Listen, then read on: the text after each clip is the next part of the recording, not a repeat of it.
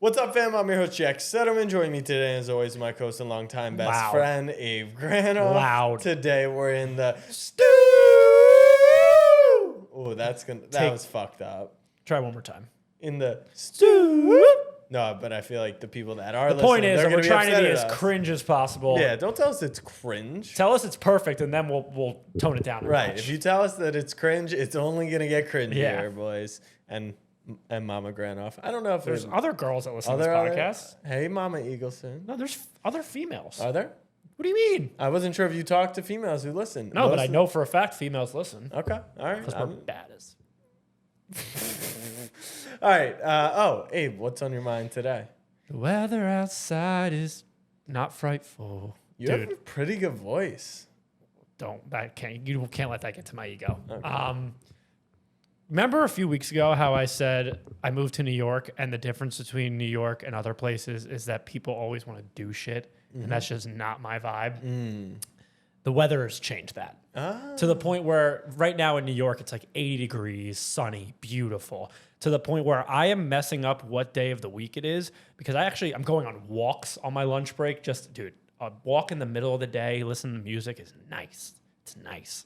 I'm going on walks, and I'm thinking, I just want to drink a beer outside in this weather. Cap of the week. You just got invited to an outdoor beer. You didn't tell me it was outdoors. That was the whole premise. Well, my show's on at 10. How long do you think drinking a beer takes? I mean, the voice could get going. If one turns into 6, turns into 10. What show's on at 10? Snowfall. Go. I want to drink a beer outside, and that makes me think of the weekend. I asked 3 people, you got any plans this weekend? Thinking it was Thursday and tomorrow's Friday. It's not. It's Wednesday. That sucks. But the weather changing in New York. Now, I might bite my tongue on this in the summer. You'll tell me that when it gets real hot. It gets hot and sweaty. Spring in New York is magical. It has sprung. And so have the NBA playoffs.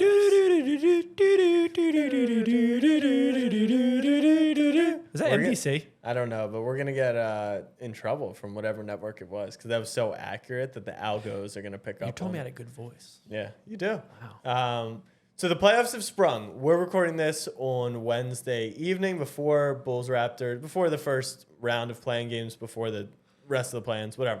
It doesn't really matter. The Lakers are in, and the rest of the chips will fall as they fall, and it seems highly unlikely. I'm pulling for OKC big time. Okay. I obviously am pulling for my Pels, but... I forgot about that. Yeah, the playoffs are here, and we are going to do our NBA playoff preview. So everyone strap in, get ready to go. This is how we're going to do it. We're going to pick a team out of the West, a team out of the East. We'll obviously fight over it. We'll debate it. And then if an all hell breaks loose and... ankles are rolled and foots are on the lines and not surgery. I don't want to go down that route. Balls bounce on the rim 4 or 5 times. Air conditioning's off in arenas and people are cramping and stuff goes crazy. And hell breaks loose. Who knows? Maybe you're seeing 3 of the rim at one point. Maybe you have a pretty much broken hand. That's what we're gonna do, and then of course we'll predict our NBA champion. But I think we should just speed run it real quick. Sixers Nets. Who you got? I don't think we should speed run it. No, just speed run the predictions, and then we'll actually get into it. Sixers. Okay, I'm going Sixers as well. Knicks, Cavs. Cavs. Knicks. Bucks, whoever. Bucks. I'm going Bucks as well. Seas, Hawks. Any Hawks love? ATL. We'll get into it, but I'm going to go with the Seas. Okay, I'm going Celtics as well. Lakers, Grizz. Who you rolling with? It's all about the Lake Show, baby. Oh, I'm going with the Grizz. Show. Clippers, Suns, but there'll be one team that I think we'll get into it about. Nuggets, whomever. Potentially whomever. No, you don't. Potentially whomever. I'm going Nuggets. We'll get into it. I'm going to say Nuggets, but I'm gonna argue the whomever. Okay, all right. Well, that's a good starting point. I'll start because my team out of the Western Conference is the Denver Nuggets. Wow. My take on this: they've been underrated by the general perception of the media. They've been the best team all season long. Nope, that's where you're wrong. In the Western Conference, they have been the best season. They've had the best season over the course of the season. Are they peaking right now? No. But over the course of 82, they've been the best team in the Western Conference by a decent margin. They've got the best player in the Western Conference Technically. No. Technically. Wait. Let's just. You don't actually believe that. We can move on. Just like give it a clear answer. So Jokic this season Jack. offensively has been like one of the greats. I understand he's not sexy when he does it. He's not as exciting. Jack, and he doesn't I have asked the you, history. do you genuinely in your heart of heart believe that Jokic is the best player in the Western The best Conference? player in the West is Steph, and Jokic is second. Or sorry, I guess Kevin Durant's in there. Thank you. Kevin Durant's third. Yep, Jokic is second over Kevin Durant. So I'm going with the Nuggets now. Their path, they'll smoke whoever they get in the 8th spot. I'm actually fairly confident in that, so I'm excited to debate that with you. The most intriguing round is obviously round 2. It seems like there's going to be a setup against the Suns. The Nuggets are a really good basketball team, and I don't see why people don't agree. I learned this yesterday.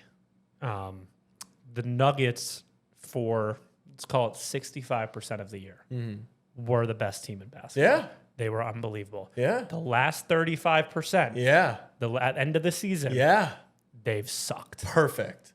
That's So actually why I'm so in on So that. you are keen to believe out of think that- everything you've seen, Yeah. right? The Sixers were the 1 seed in everything, and Wait, everything what? you've seen. You're Sixers telling were me the 1 seed? a few years ago. Wait, when? Shut up. No, I'm not even. I'm dead. You were the 1 when he lost to Atlanta? Yeah. Holy. Anyway, for what reason do you have historically or about this Nuggets team to convince me that they can just flip a switch? UConn. Just look at. No. You son of a bitch. No, but look at UConn, right? Now, UConn was hot. They won the Big East tournament. It's actually the polar opposite. No, of it's UConn. not. It's UConn not. was cold in like November, and I Right. don't understand how we're comparing children to an NBA team. Because the Nuggets were the best team all year, as you said, or for 65%. They opened up such a lead in such a bad conference. They packed it in. You know they packed it in. Their concern to me isn't are they playing their best basketball at the right time, because they're going to tune up very quickly in this first round series. The question is the bench. The question is even more so than the Embiid-less minutes is the Jokic-less minutes. And it's the same song and dance as last year. DeAndre Jordan's backing up Jokic. Yeah, he is. What I will say is that I have a question for you. You are so hyper fixated on the same reason that I am with the Dallas Cowboys. It's the Sixers. Like, what's going to happen is going to happen in the second round. What makes you believe that the Nuggets aren't any different and that it's a similar situation with Jokic being a big who is my concern about bigs in the postseason are still there. Right. So I'll give you that. But what do I find different about this year versus years past is they haven't been fully healthy in years past. Michael Porter Jr. was not healthy last season. Jamal Murray was not healthy last season. And the last time they were healthy, the bubble, who knows what the hell happened in the bubble besides someone getting chicken wings delivered, or maybe he was out of the bubble, I forget, is that they went to the Western Conference Finals. And this was not the best form of Jokic. And this was not the best form of Michael Porter Jr. I still do have questions about their depth. I understand that. But this is the weakest conference they've ever been in. They're the 1 seed. They have a free pass in the first round. And in my opinion, their toughest matchup will probably come against the Suns in round 2. And I'm just fading the Suns. It just doesn't feel like it's going to click. It's a perfect segue for me. So you are fading the Suns in the second round, but what you're not doing is fading them in the first round. Well, do you want to talk about that? Yeah, I do. We're going into this series. I personally have the Suns coming out of the series. If Paul George was playing, it would be a different story. However, I would still land on the Suns, mostly because you know how I feel about Kevin Durant and who he is, and as long as he's healthy, I'm gonna ride for. Like, I think he's the best. Anybody could argue he's the best in the world at any given time. And I want to make a Kevin Durant statement that I hope doesn't come across as a hot take. It'll come later in our rank segment when we rank whose legacy changes the most with the title. Show me a time where Kevin Durant has gotten it done without the super team. He hasn't. That's the whole thing. Show me a time where Kevin Durant has gotten it done with a super team outside of the greatest team ever assembled. He's had it. He has had it. Laid out for him a multitude of times. Right, okay, see, that team was nasty. In Brooklyn, Yeah, the but that's team not was fair, nasty. right? That's not fair to say. The One guy, OKC, DeMarcus Cousins goes down, and now they're losing in the final. I'm just saying. OKC is a different story because that team was young. That team wasn't ready yet. They weren't the superstars yet. Grow up. Brooklyn was. Be the guy. Oh, stop. Yeah, give me Brooklyn's excuse. They were all hurt. Harden didn't play. Okay. He did play. in that second Yeah, series. he lumbered through with the hamstring. lumbered through. Kyrie was hurt. didn't play. Kyrie Yeah. was hurt. Like there was things that have gone against him. But at the Talk end to of me the about Kevin Durant's 50-point performance in I am Game not- 7, foot on the line. Dude, Talk to me I about am not- overtime. I You know am about not- overtime? I Do you am- know about overtime? I am not- Do you? Yes or no? sure. Do you want to know? No. He airballed like 4 shots and went Okay. 0 for 6 and they lost. I am not disagreeing with you that Kevin Durant needs to win one outside of Golden State. No. I'm not even talking that. I'm talking KD has never gotten it done in the playoffs. 3-1 lead against Golden State. Faltered. Jackie's a 2-time Finals MVP. Don't be stupid. Abe? Listen, I'll discredit it as much as the next person. Is that what we're using? Because I think there's some truth to it. Think about it. Kobe had to win without Shaq. Steph had to win one without Kevin Durant and without that super team, and he stamped it last year. Kevin Durant's career isn't over. I understand. I'm not saying it is. Listen, All I'm we can saying talk- we is can debate if history Kevin- repeats itself, KD cannot get it done in the postseason as the guy. As the guy, I guess. We'll find out. But We let's will. talk about this first series because it's a by all accounts, this should be the marquee matchup of the playoffs, the playoff series. Now, with Paul George being out, it doesn't seem that way. But it's kind of, in my opinion, two very different squads. Mm-hmm. The Suns are very loaded at the top. Yep, they have the top end. superstars with minimal depth because they gave it up to get that star power at the top. Whereas the Clippers are kind of just relying on Kawhi as their star and then filling out a team 9-10 deep, Yeah. which might be kind of irrelevant, Yep. of players who can come in and get it done. Now you can say what you want about Russ, but Russ is going to have to play into that second star role for the Clippers. I just, in this series, think it simply comes down to star power for me. As the NBA normally does, and why I still am not picking against the Suns, but ask me to sell you this pen. I'm gonna give you what I think is a reasonable. Clippers. I'm gonna give you a reasonable argument. Because I will take any positives that you could spit Really? out about Russ, I'll ride that. Okay, all right. So If you make it Russ focused, you could actually convince me to place a Clippers bet. number one, he's not who I'm leading with, but he's 0.2 or 3. Number one, you're obsessed with Kevin Durant. You think he's one of the best players ever. When healthy, I don't think he is. What do you mean? He's one of the best players. Okay, but you're saying when he's healthy, you could say he's number one. Yeah. When healthy, Kawhi Leonard. The last time we saw those two on the floor fully healthy, Yep. Kawhi Leonard was the best player in the world. He carried Toronto to a championship. Obviously, those guys got hurt, but he was the guy. You don't remember after that postseason? You don't think I remember that postseason, Jack? Of course. So you understand where I'm coming from. He is finally playing. Yeah. You know, he's healthy. He had that little stretch after the All-Star break where people were like, oh, he scored 30 in 6 straight games. Like, Kawhi's back. Okay, so Playoff Kawhi is robot Kawhi, and that's the Exactly. scariest player on earth. And probably. what does playoff Kawhi do besides bringing you 30 a night? No one's stopping Kevin Durant. But if there's any player that could maybe make it tougher on him, Yep. it's Kawhi Leonard. So that's point number one. Number two, I'm the biggest Chris Paul fan in the world. That's not true. But he is my favorite player, and I am rooting for him to achieve his finals addiction and get back to games in Relapse, June. baby. Relapse that shit. We don't condone relapse often, but when it comes to Chris Paul and finals appearances, get back on the stuff. Chris Paul in 2020, 2021, when they went to the finals, was obviously starting to decline in his career, but he was still pretty good. He's bad now He's not. He's actually perfect for the Suns offensively. because he doesn't have to do anything except give others the ball. Exactly. But he can get to his spots and hit clutch shots. He'll hit a big elbow jump Exactly, shot exactly. late in the fourth quarter of a game for sure. But I hate to say this. It hurts me to say this. P. Bev saw the future a little early. That man's a traffic cone. And who is he matching up with? Russell Westbrook. And speed kills. I really like that matchup for the Clippers on that side of the ball. So you've got Kawhi, KD. Most people would just blindly be like, oh, KD takes that matchup. I call it a draw. Yep, I'm cool with that. Plenty of times. You've got, obviously, Russell Westbrook. Now things are getting interesting, right? Because you don't have an answer for Devin Booker. And I'll admit, hands up, that's where, no Paul George, this series probably swings on Devin Booker. But the other intangibles that I'll add in, you talk about the depth. Normally, you shrink the rotation from 10 to 8 or 7 in the playoffs. But Ty Lue is actually one of the coaches who will use his bench. And even if he shrinks it, having the 10th guy become his 6th guy is something he's done in the past. And I think he can outcoach Monty Williams. And Monty Williams, if he starts getting outcoached, does he start getting in fights with DeAndre Ayton again? Ayton's gotten exposed in the playoffs. So if Paul George is coming back game 3, The series, I believe, will start in Phoenix. So By the way, the series doesn't start until a road team wins one. That's true. So maybe Paul George comes back game 3. What game would PG have to come back for you, or the Clippers are never winning the series?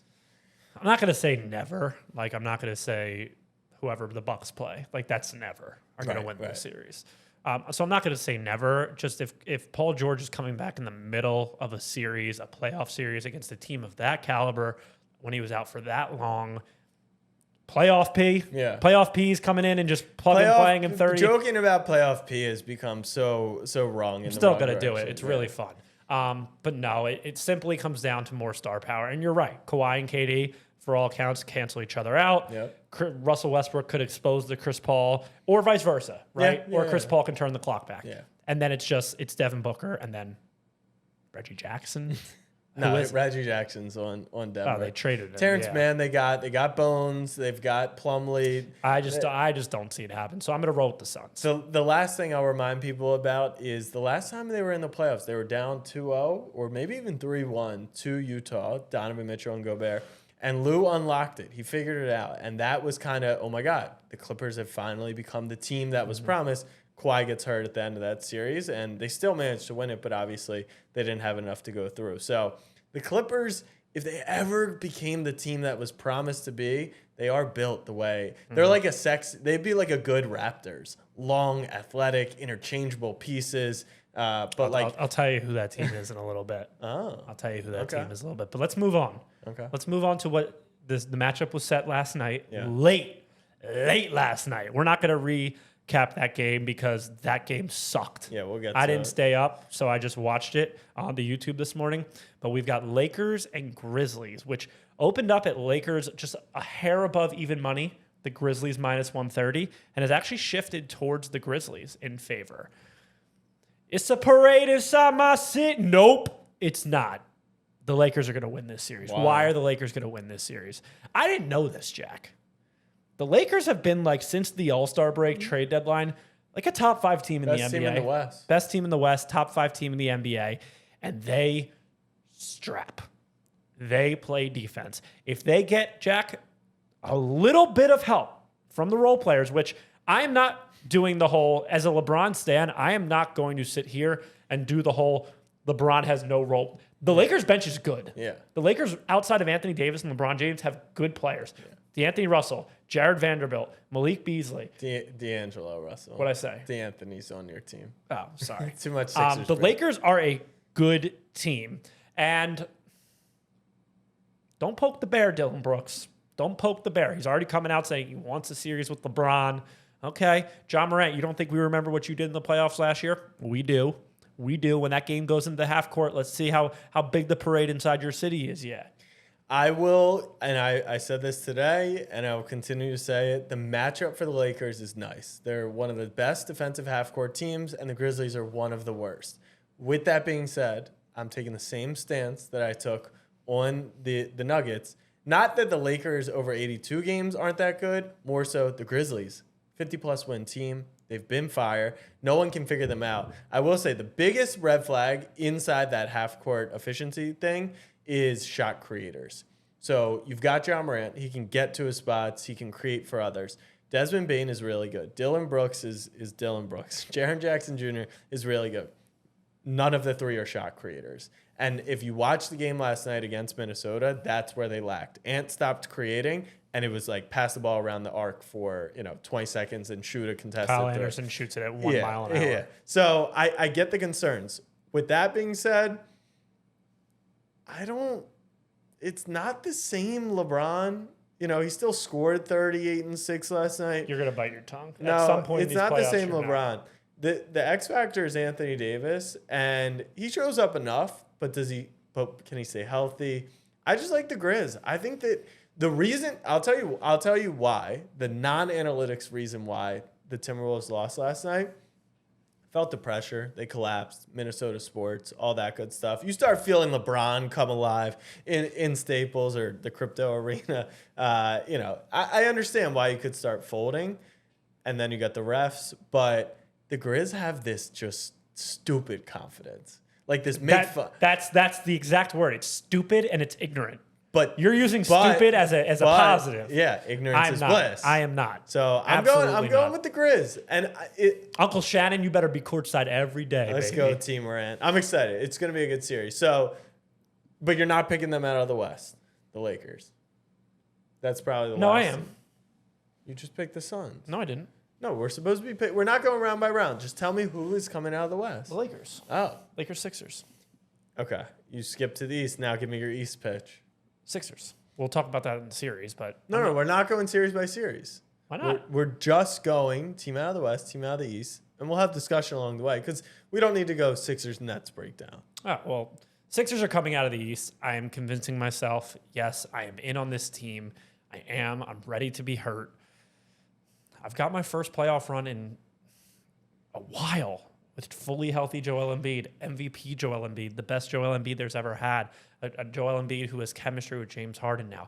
I'm not going on the rant, right? It's all about get through this Nets series. What I will say about this Nets series, will the Sixers win the series? Yes.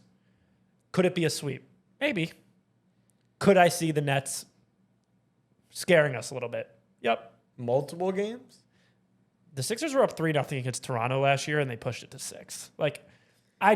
Okay, so I'll give you the counter. There's nothing about the Nets specifically that are making me say that. It's just the vibe. Yeah. And if you think that the Sixers are going to win in 5, this, that, or 5, if you think 5 exactly, the one game would be game 1.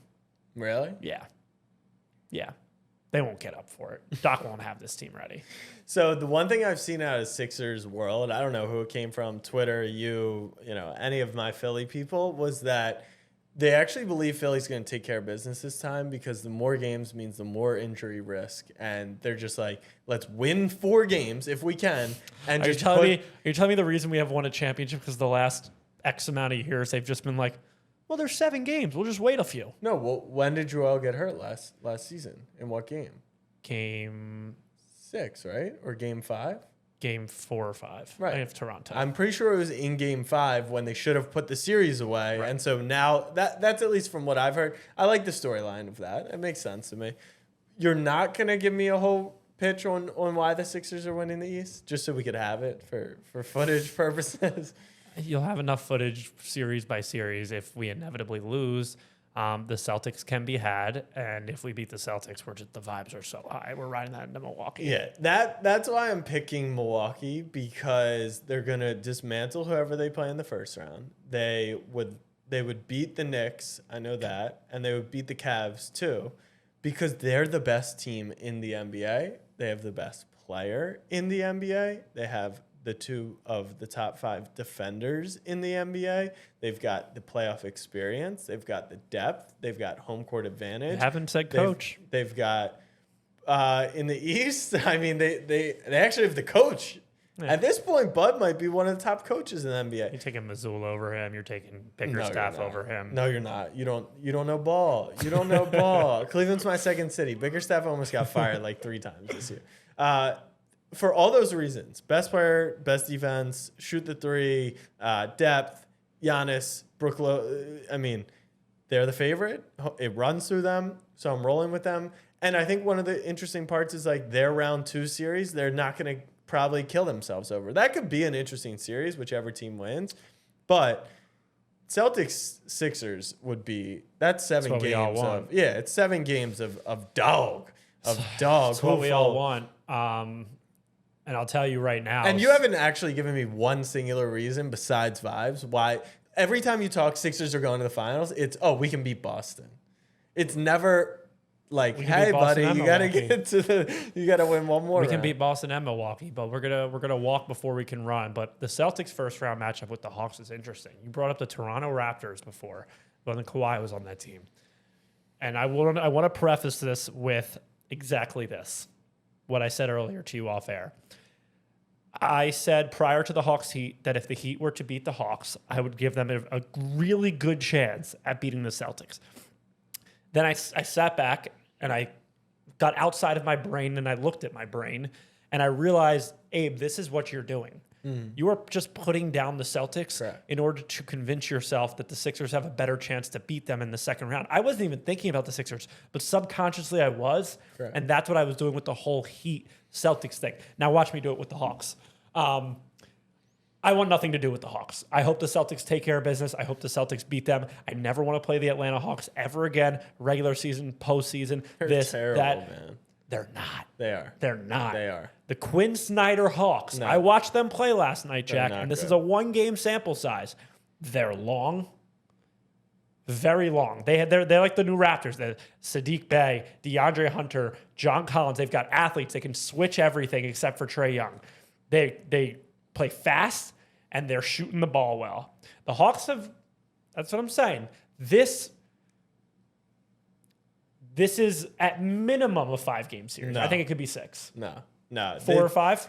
You're doing, maybe we're just in a different world, but a lot of what I read going Keep in mind, I am very, very historically scarred by the Atlanta Hawks. What I read a lot going into college, and it applies to the NBA as well, is don't get caught up in the hot team. And by that same manner, don't worry too much about when teams are playing bad basketball. So the Celtics didn't. Is that how you're rationalizing your Nuggets to the finals pick? No, I'm telling you, that's why I'm not going to overreact, because if that stretch happens in the first 15 games, like the Sixers, it doesn't matter. You throw it out the window. So why does it matter the last half of the season or the last quarter of the season? Because they're not hot at the right time. Well, it's whatever is going to work out for my take. Right. Well, when they beat the shit out of Atlanta and win 4 in a row, they're going to be like, oh, remember the Celtics are really good? The Celtics are deep. The Celtics are coached well. The Celtics shoot the shit out of the basketball. The Celtics have the experience now. The Celtics have 2 wings who we've seen. Do they? Huh? Do they have 2 wings? I don't know. Hey, this is your Sixers brain subconscious it again. Is strange. Praying. It is strange. They would beat the Hawks without. The Hawks are everything on paper. That this whole Jaylen Brown out of Boston, that isn't happy in Boston, quotes come, followed by... Wait, are you talking about Lamar Brown? Jalen Jackson? Is this what you're starting? Is this the new conspiracy? Listen, and then there's an injury to his hand. He's gardening before the playoffs. He picked up a vase. I'm the king of excuses. You don't like this? I'm that Brown's sitting out because they don't want him? I'm not saying he's sitting out. I'm just saying that he's not rushing back? That he's not rushing back? It is interesting. Okay. It is interesting. I'm going to pick the Celtics, but the Hawks are going to ruffle some feathers in that series. I'm going to give people a little betting tip right now. If you like Boston... Why should people take your betting advice? But I just want to hear that pitch first. I'm up $3K this month.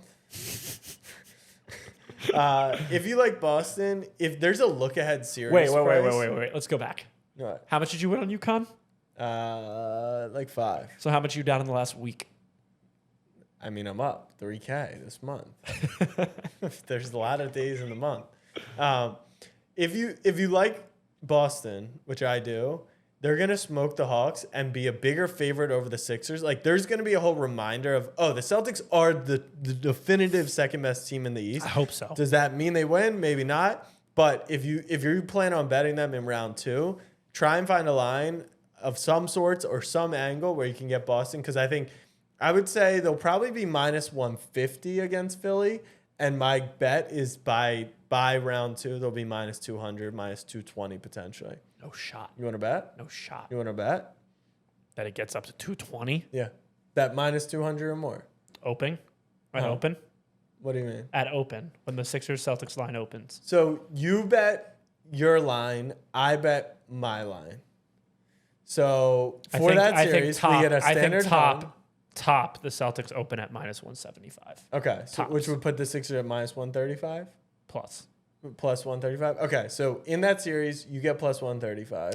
Oh, wait, are we betting on the series right now? Yeah. Oh, no, we'll cross that bridge when it comes. Well, no, but I want to lock in my price, is what I'm saying. Well, no, I have to evaluate But you just the market. disagreed with me. I disagree that it's going to open that high. No, it will. It'll close over minus 200. I disagree. So let's bet on it. We're betting on the line, which I have then to wait. I have to wait. You're being a coward. You're being a coward. Jack, I have been hurt way too fucking much by this team. So? Let me just go about this playoffs the way that I deem fit. Oh, you're being a diva. Let me do it. Yeah, I am, Jack. I've been hurt and I'm protecting my heart. That's what people do. All right. Well, let's talk about the hell breaks loose here. Who's your team if everything goes haywire, crazy? if everything goes a little fucking nuts, The Sixers are coming out now. I'm kidding. It would require a lot. If everything goes haywire, it's the Cleveland Cavaliers, I think. They kind of remind me a little bit of the Hawks of a few years ago. That means that something would have to go wrong with Milwaukee. Maybe Middleton re-aggravates, doesn't play. But the Cavs have a lot of talent. They do. And Donovan Mitchell is that guy. Trae Young was that guy for Atlanta last year. It's not even a hating thing. Like, I think the Cavs take care of business against the Knicks. I think Julius Randle's injury status plays a lot into that. And then if something can go the right way against the Bucks, who knows? And then against Philly, if we got past the second round, got to the Eastern Conference Finals, got a matchup with the Cavs. First off, you would call it Mickey Mouse regardless, because we didn't play Giannis. And we would lose that series.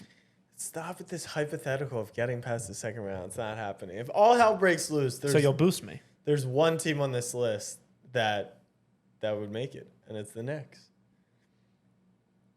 And you know what hell needs to look like? It's just one rolled ankle by that big Greek fella. Here's why. And Donovan Mitchell. No, we can beat the Cavs without Mitchell getting hurt. The Knicks have been Ken playing. or Will. Ken or Will. If Julius plays, I'm all in. Game 1. In 5. I'll house that right now. I asked you to house Let's that. do it now.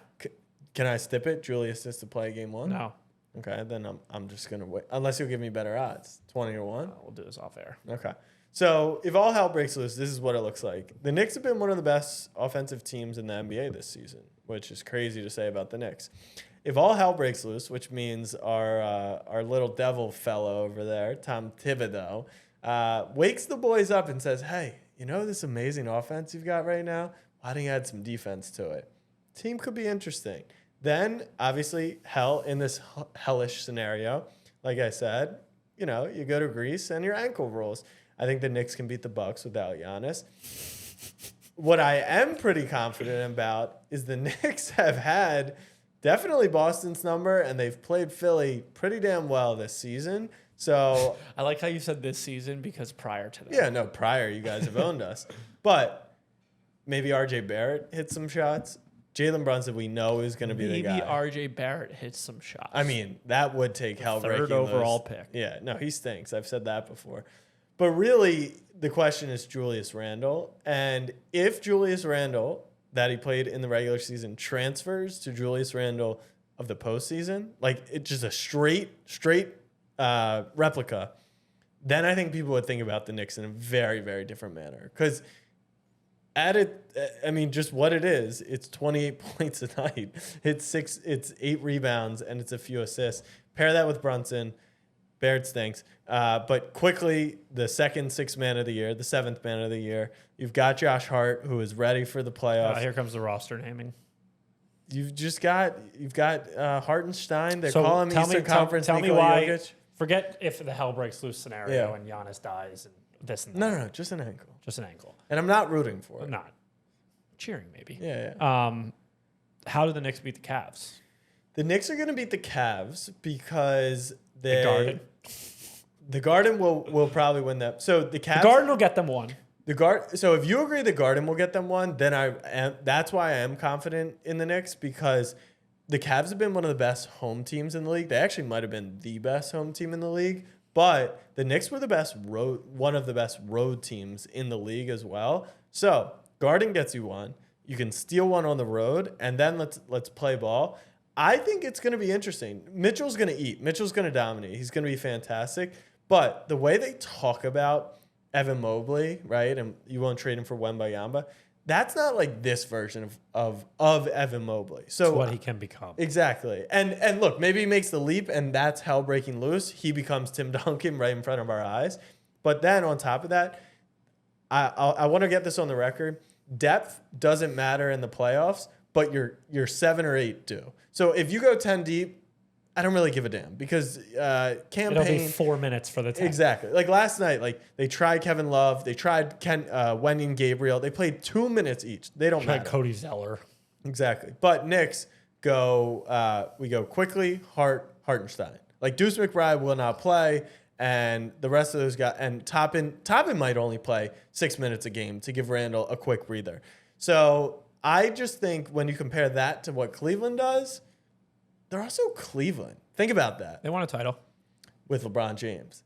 LeBron James ain't walking through that door. I don't care how good Donovan Mitchell is in the playoffs. So I'm actually fairly confident, and not from like an irrational standpoint. I want to rescind what I said about the Cavs being the if all hell breaks loose team, because there's one team that's not on this list that if all hell breaks loose, it's a parade inside their city. Yeah. And you know what? The beam's getting lit. The beam boys, baby. I'm not kidding. They have a very good chance of beating the Warriors in the first round. Sure. Very good. To the point where I might take them. The Kings had the best offense in the NBA this year, a revolutionary offense that actually was better than the Warriors' offense last year. They're playing against a Warriors team who has this entire season been awful on the road in an environment that outside of the Garden is probably going to be the Sacktown's going to be lit. It's going to be the rowdiest playoff environment. But you're talking about the Warriors. It doesn't matter what type of environment they're playing in. They've done it before. They'll do it again. But why hasn't it mattered all year then? I'm just not rolling with... It's the Beam Boys, baby. I'm not rolling with any team that doesn't play any defense, and they're one of the worst defensive teams in the league. We've seen that in every sport, in every playoff format. Take it the NFL, take it March Madness, take it in baseball. If you can't play defense, you're not going to win the championship. If all hell breaks loose, what's that mean to you? What has to happen for this path? Because many people will document, right? Every Warriors championship, hell kind of breaks to a degree. Kawhi's ankle, there's just things happen for them. So the winner of the Beam Boys Warriors plays Grizz Lakers. AD goes down. Okay. Which is That's realistic likely. as fuck. That's likely. There was a point last night. They were down 15. And then at that started point, faking and then an if you injury. win, if you win 2 rounds, nobody's coming into the Sacktown and beating the Beam Boys. You don't think? No, Okay. they've got the Beam Boys, baby. All right. Our official Sacramento, I am with you. I'm with you this playoff run. Our official NBA champion prediction. I am going Milwaukee Bucks over the Denver Nuggets. I have never cried of a sporting event in my entire life. Joel Embiid hoisting an NBA Finals MVP trophy and a Larry O'Brien might bring tears to my eyes. And It's just not happening. this, Joel, I'm looking at you right now. Go get it. You've had Giannis who had his playoff run, Tatum who had his. Embiid hasn't broken through and had that he's him historic playoff run yet, mostly because of injuries. Now's the fucking time. It doesn't feel like it. It does. Does it? It does. I don't think it does at all. Why does it? Because all of Philly, I feel like for the first time ever, isn't talking crazy. Well, that's because this team, like, it's like going back to an ex. But the last 4 years, it's been like going back to an ex. It's been the same conversation. This year, When you it's look at completely Joelle like an ex, you'd be like, she's so hot. That's like, how do I not? a very toxic ex at that. All right, let's get into our cucks of the week. My cuck of the week is the Timberwolves. We've already highly documented. Your boys? Yeah, I gave up on them and the Pelicans once everything went down. Jaden McDaniels breaks the hand. Rudy Gobert's fighting Kyle Anderson. All of that to then have a 15-point lead on the road at Crypto Arena over America's team, the Los Angeles Lakers.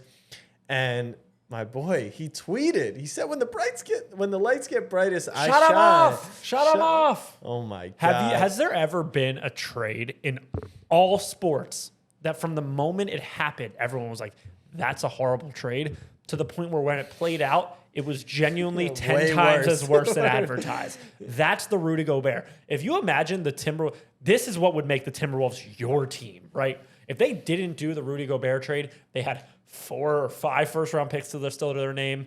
They have Malik Beasley. They have Jared Vanderbilt. They have Walker Kessler. That's a future in Minnesota. And now you waste it on a guy who crazy. I actually think that they did it on purpose. Yeah, They suspended him on purpose because they didn't want him to play. They're better without him. All year they've been better without him. Like, I don't think I'll go on record and say I doubt Rudy Gobert has 5 friends in the NBA. Yeah, Draymond made fun of him. No way him and Spider are boys. No, obviously not. That was well reported when they were playing together. Everyone trolls him. We're not even talking about. I'm sure Kyle Kuzma could go on a whole different rant about Rudy Gobert after he lit up Din Shitty. But yeah, my cuck of the week is the Wolves.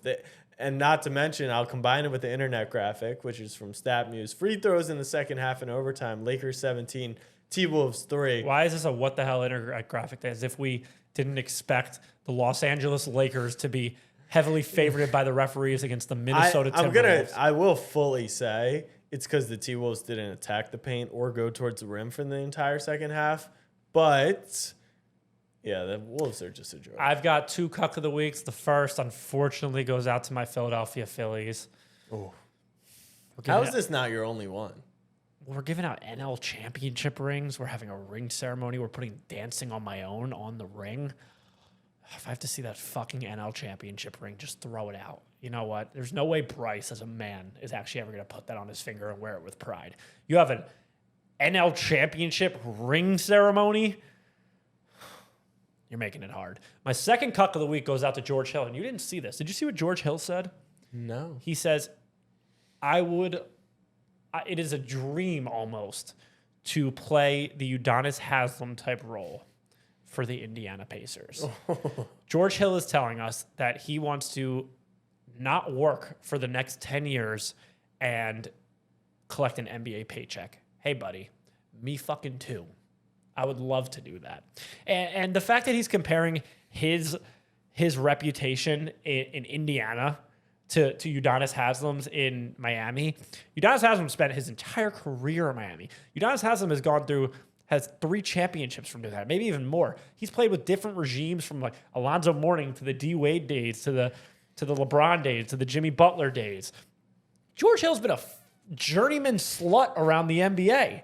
Indiana, OKC, Milwaukee, Philadelphia. San Antonio. There's probably more that I'm missing. And he's just like, hey, guys, the most pick me fucking quote of all time from a nobody, George Hill. Now, Udonis Haslem is like...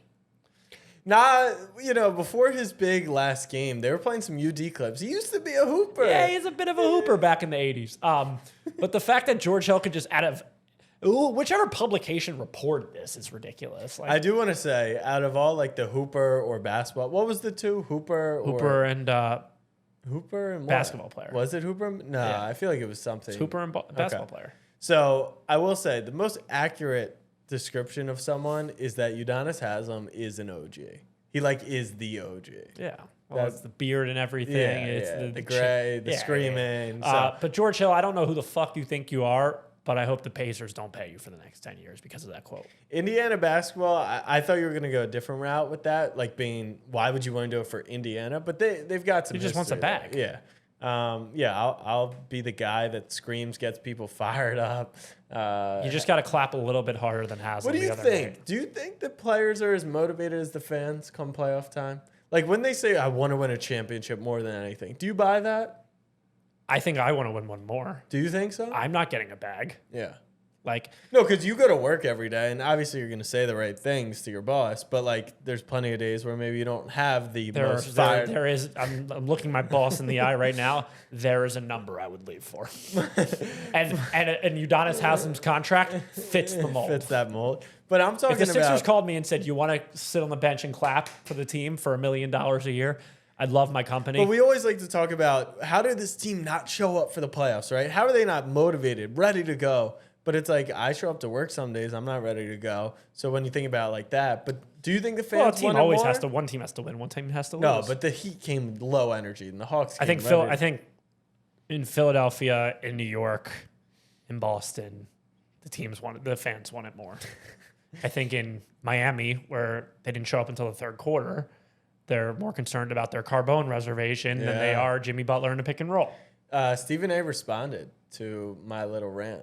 Actually? Not directly. But he said, let me talk to you young bloods who are telling me I can't be in the Garden, can't be doing this and that. I suffered through 50 years. Cry me a fucking river. How are you If you suffering? suffer for 50 years, how are you jumping ship? That's what I mean. If it's been worse, then you're jumping ship now? Yeah, I thought it was Bukkake. Whoa. All right, let's do some ranked. This is a good one. Yeah. Whose legacy changes Be the media most? members. Should have Molly Karam AI voice generated. Stephen A. Whose legacy fuck changes Stephen the A. most with a title? Whose legacy changes the most with an NBA title? I'll go first. Number 3, Chris Paul. Like, the jokes have come and gone, and they're hilarious. Jack would love it. For an all-time great, top 2, top 3, top 1 maybe, point guard of all time. Not 1. Yeah, that was crazy. Top 5 point guard of all time. Yeah.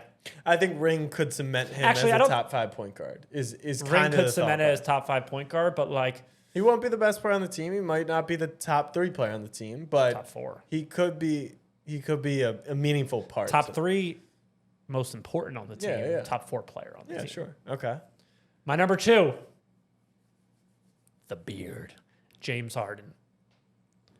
When you look back on James Harden's career and you see him without a championship and you try and slander him to an extent, he is an all-time great.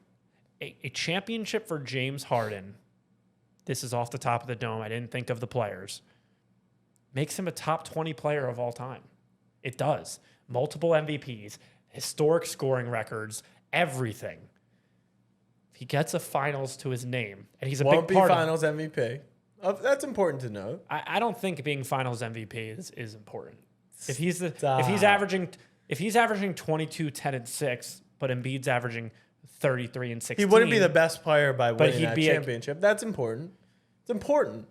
James Harden, a championship. When we're talking legacy, that's important. I actually should have put him 1. James Harden, number 2, a championship solidifies him and finally gives him the respect that he deserves. Number 1. Can I ask you something before you do number 1? Yeah. Are you? I feel like you have been, but I'm still. I've been a huge Harden guy for years. Yeah, when I've Harden said leaves he's to better than Houston, Kobe. like hypothetically, he folds this postseason. I know hell would have to break loose for James Harden to fold in May, but he folds and doesn't shoot in the second half of Game 6, and they lose and goes to Houston. I won't hate him. Not hate, but would you stop talking about him as one of these all-time greats? No. I did it before he got to Philadelphia.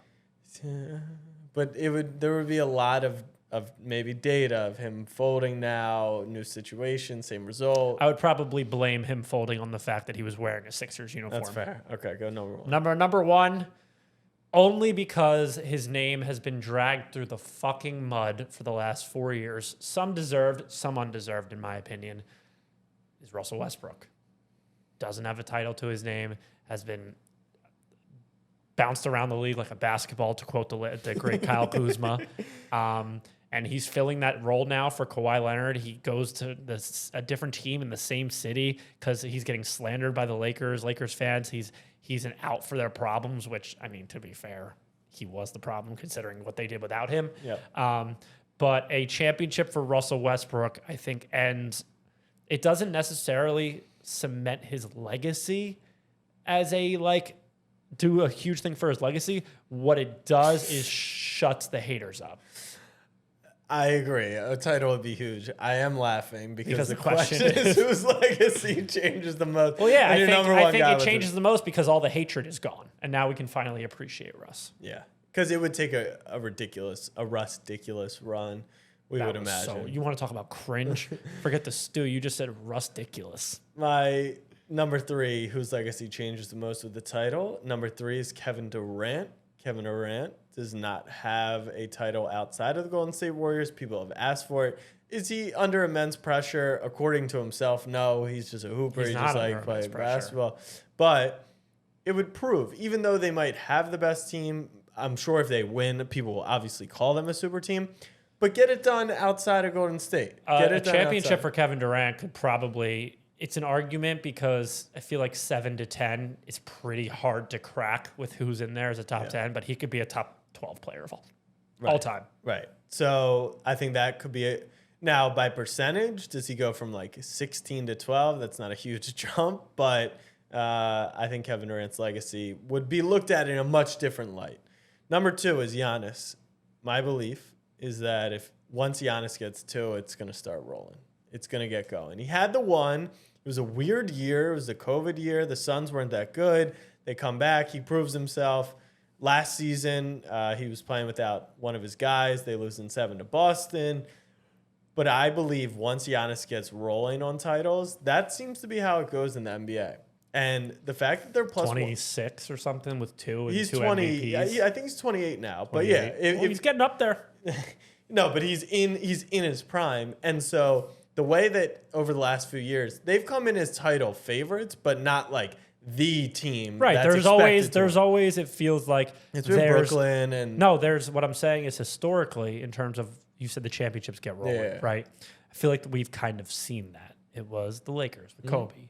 It was the San Antonio Spurs. Then it was LeBron. Yeah. Then it was the Warriors. Yeah.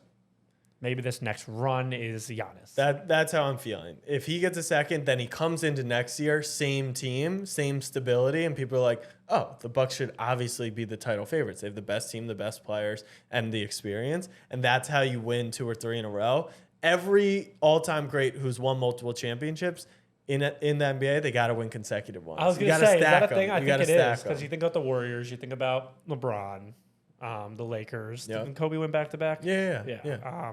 Yeah, you're right. And then you look at dynasties who weren't dynasties. Boston, they won the title with their super team, and then it breaks apart. If you don't stack, you don't really get that chance to win consecutive ones. Number 1, and I'm surprised that Joel Embiid was not in that category. I'm sure we'll hear about why you don't think his legacy changes that much with the title. But I'm going Nikola Jokic because the general perception is that he can't win 3 straight MVPs because he can't be considered one of the all-time greats. Well, what if he goes and wins a ring on a Western Conference where the Suns are favored over them, the Lakers have all this momentum, there's a lot going on there, and then he would have to beat a real dog from the East. If Jokic wins a ring, then can he start being in these conversations of all-time greats? That's the reason I didn't put Embiid and that I'm okay with you putting Jokic is because I agree with you. Once you have a few MVPs to your name, that's where the titles come in. Right. Embiid's just getting his first this year. Oh, so now he needs to find. No, that's not what I'm saying. It's like when Jokic has 2. Yeah. It's like no, but that's been the conversation. It's like okay, it's like the stick poking meme. Okay, do something to the MVP trophy. It's like okay, what is this? Yeah. Whereas if Embiid, you're the best player in the world, Embiid goes on to win MVP, and then if he wins the finals and finals MVP, it changes his legacy, obviously, because he has a ring and an MVP, but it just asserts what we already know is that this is like the most dominant season we've ever seen all time. That's fair. That's very fair. So those are a ranked list. Unfortunately, Dame didn't make the playoffs. We love throwing Dame in here because he's just, if he could ever get a ring, he could be considered. Who are some fun other ones whose legacy changes? Like Tatum? Tatum. No. Obviously, Tatum would matter.